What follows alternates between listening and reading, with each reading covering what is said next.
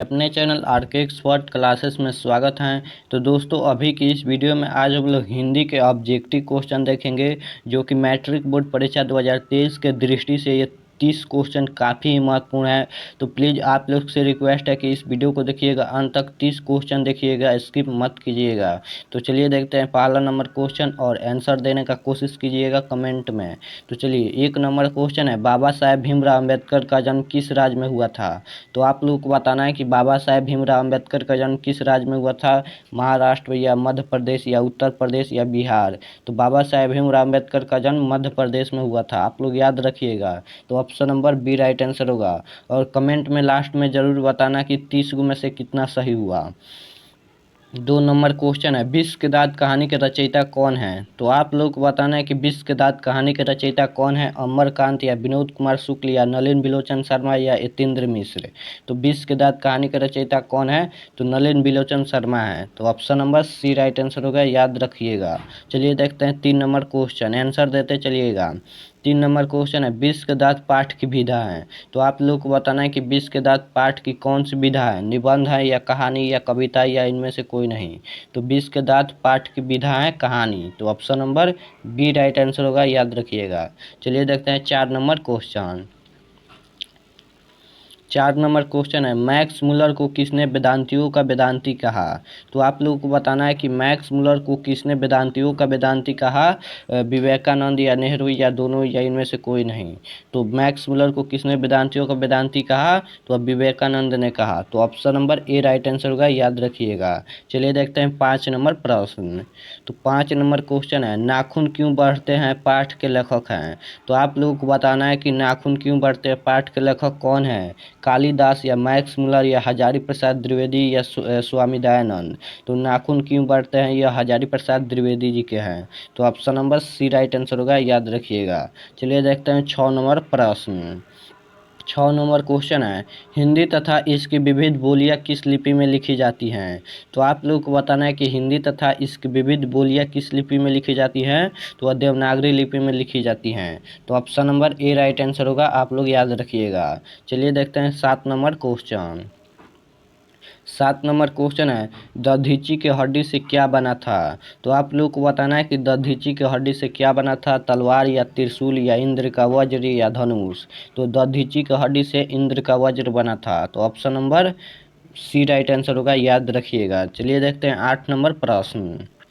8 number प्रश्न है, बहादुर का पूरा नाम क्या था? तो आप लोग को बताना है कि बहादुर का पूरा नाम क्या था, दिल बहादुर या शेख बहादुर या बहादुर प्रसाद या बहादुर पंडित। तो बहादुर का पूरा नाम क्या था? तो दिल बहादुर था। तो option number A right answer होगा, याद रखिएगा। चलिए देखते हैं 9 नंबर क्वेश्चन। 9 नंबर क्वेश्चन है, बहादुर कहाँ का रहने वाला था? तो आप लोग को बताना है कि बहादुर कहाँ का रहने वाला था, बिहार या उत्तर प्रदेश या भूटान या नेपाल। तो बहादुर कहाँ का रहने वाला था? तो नेपाल का रहने वाला था। तो option number D right answer होगा। चलिए देखते हैं 10 नंबर क्वेश्चन। तो 10 नंबर क्वेश्चन है, बहादुर अपने घर से क्यों भागा? तो आप लोग को बताना है कि बहादुर अपने घर से क्यों भागा। तो माँ के कारण बहादुर अपने घर से भागा। तो option number C right answer होगा, याद रखिएगा कि बहादुर अपने घर से माँ के कारण भागा। तो चलिए देखते हैं 11 नंबर प्रश्न। 11 नंबर प्रश्न है, बिरजू महाराज का संबंध किस घराने से था? तो आप लोग को बताना है कि बिरजू महाराज का संबंध किस घराने से था, लखनऊ या बनारस या डुमरा या किसी से भी नहीं। तो बिरजू महाराज का संबंध लखनऊ से था। तो option number A right answer होगा, याद रखिएगा। चलिए देखते हैं 12 नंबर प्रश्न। तो 12 नंबर प्रश्न है, आबिनियो किस देश में है? तो आप लोग को बताना है कि आबिनियो किस देश में है, रूस में या फ्रांस में या जर्मनी में या भारत में। तो आबिनियो किस देश में है? तो फ्रांस में है। तो option number B right answer होगा, याद रखिएगा। चलिए देखते हैं 13 नंबर क्वेश्चन। तो 13 नंबर क्वेश्चन है, रोन नदी के किनारे बसे शहर का नाम है। तो आप लोग को बताना है कि रोन नदी के किनारे बसे शहर का नाम क्या है? तो अभिनियो है। तो option number D right answer होगा, रोन नदी के किनारे अभिनियो बसा है। चलिए देखते हैं 14 नंबर प्रश्न। तो 14 नंबर क्वेश्चन है, मछली पाठ के लेखक कौन हैं? तो आप लोगों को बताना है कि मछली पाठ के लेखक कौन हैं? यतीन्द्र मिश्र या अशोक वाजपेयी या गांधी जी या विनोद कुमार शुक्ल। तो मछली पाठ के लेखक कौन हैं? तो विनोद कुमार शुक्ल हैं। तो option number D right answer होगा, याद रखिएगा। चलिए देखते हैं 15 नंबर प्रश्न। तो 15 नंबर प्रश्न है, मछली लेकर कौन भागा? तो आप लोग को बताना है कि मछली लेकर कौन भागा? तो मछली लेकर संतू भागा। तो option number A right answer होगा, याद रखिएगा। चलिए देखते हैं 16 नंबर प्रश्न। तो 16 नंबर प्रश्न है, संतू मछली लेकर क्यों भागा? तो आप लोगों को बताना है कि संतू मछली लेकर क्यों भागा? पकाने के लिए या बेचने के लिए या कुएं में डालने के लिए या काटने के लिए? तो संतू मछली लेकर क्यों भागा? तो कुएं में डालने के लिए। तो option number C right answer होगा, याद रखिएगा। चलिए देखते हैं 17 नंबर प्रश्न। तो 17 नंबर प्रश्न है, मेरा धर्म कैद खाने का धर्म नहीं है, किस पाठ की पंक्ति है? तो आप लोगों को बताना है कि मेरा धर्म कैद खाने का धर्म नहीं है, किस पाठ की पंक्ति है? तो शिक्षा और संस्कृति पाठ की पंक्ति है। तो option number A right answer होगा, याद रखिएगा। चलिए देखते हैं 18 नंबर प्रश्न। 18 नंबर प्रश्न है, गुरु नानक किस भक्ति धारा के कवि हैं?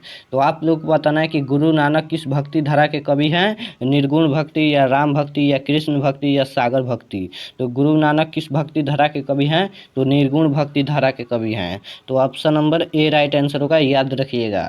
चलिए देखते हैं 19 नंबर प्रश्न। तो 19 नंबर प्रश्न है, प्रेम वाटिका किसकी रचना है? तो आप लोग को बताना है कि प्रेम वाटिका किसकी रचना है? प्रेमघन की या घानानंद की या रसखान की या भारतेंदु की? तो प्रेम वाटिका किसकी रचना है? तो रसखान की रचना है। तो option number C right answer होगा, याद रखिएगा। चलिए देखते हैं 20 नंबर प्रश्न। 20 नंबर प्रश्न है, घानानंद किस भाषा के कवि हैं? तो आप लोगों को बताना है कि घानानंद किस भाषा के कवि हैं? अवधी भाषा या राजस्थानी भाषा या भोजपुरी भाषा या ब्रज भाषा? तो घानानंद किस भाषा के कवि हैं? तो ब्रज भाषा के कवि हैं। तो option number D right answer होगा, याद रखिएगा। चलिए देखते हैं 21 नंबर प्रश्न। 21 नंबर प्रश्न है, रामधारी सिंह दिनकर का जन्म किस जिले में हुआ था? तो आप लोगों को बताना है कि रामधारी सिंह दिनकर का जन्म किस जिले में हुआ था? जमुई में या सीतामढ़ी में या मुजफ्फरपुर में या बेगूसराय में? तो रामधारी सिंह दिनकर का जन्म बेगूसराय जिले में हुआ था। तो option number D right answer होगा, याद रखिएगा। चलिए देखते हैं 22 नंबर प्रश्न।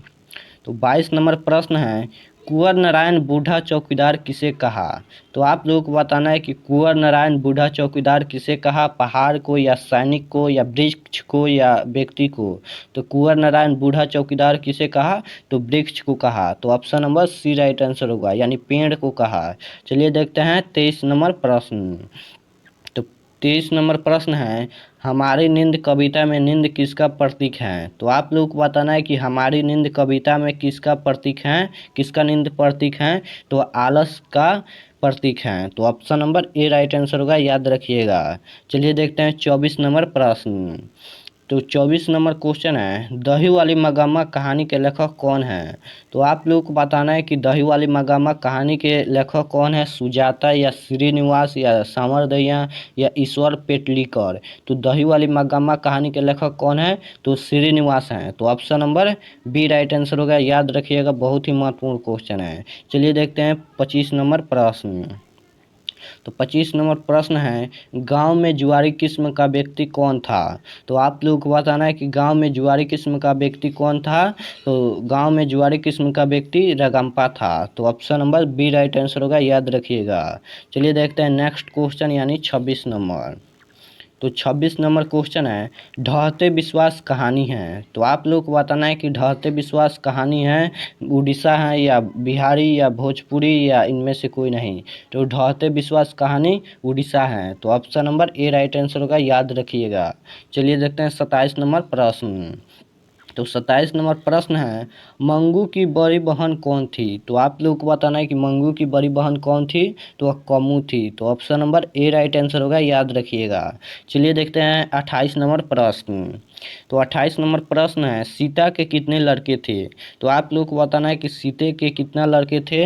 1, 2 या 3 या 4? तो सीता के 3 लड़के थे। तो option number C right answer होगा। चलिए देखते हैं 29 नंबर प्रश्न। 29 नंबर प्रश्न है, धरती कब तक घूमेगी यह कहानी कैसी है। तो आप लोगों को बताना है कि धरती कब तक घूमेगी यह कहानी कैसी है, सामाजिक या राष्ट्रीय या व्यवहारिक या इनमें से कोई नहीं। तो धरती कब तक घूमेगी यह कहानी सामाजिक है। तो option number A right answer होगा, याद रखिएगा। चलिए देखते हैं लास्ट क्वेश्चन यानी 30 नंबर।